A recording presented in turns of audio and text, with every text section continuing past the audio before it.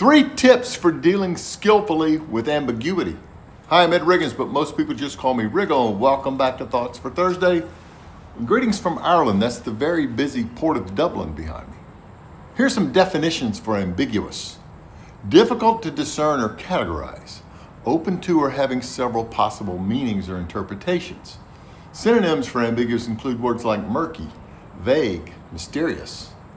I don't know about other domains, but in the domain of business, if you can get good at dealing skillfully with ambiguity while being held accountable to others, you can be very well rewarded.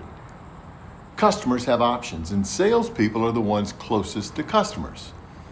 The deal they have made with their employer is this: I will get these customers to buy our product or service, or you can fire me.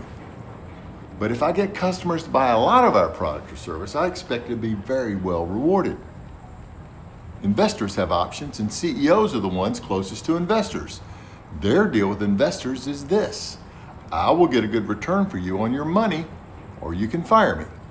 But if I get a great return for you, I expect to be very well rewarded. Not everybody's willing to make this deal with their company or with investors, and it makes perfect sense that many salespeople end up as CEOs.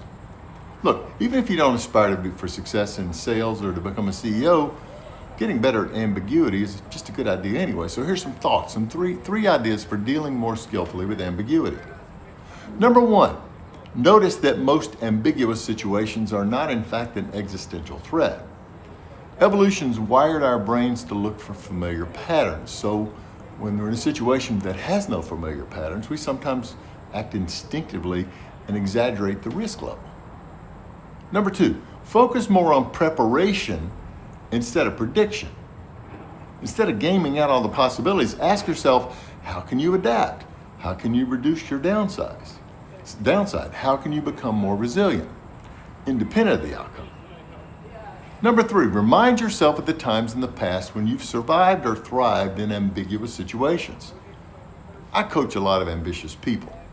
One of the things I've noticed about them is their tendency to look toward the next goal without even noticing the growth they've already experienced. Thanks for joining me. Doors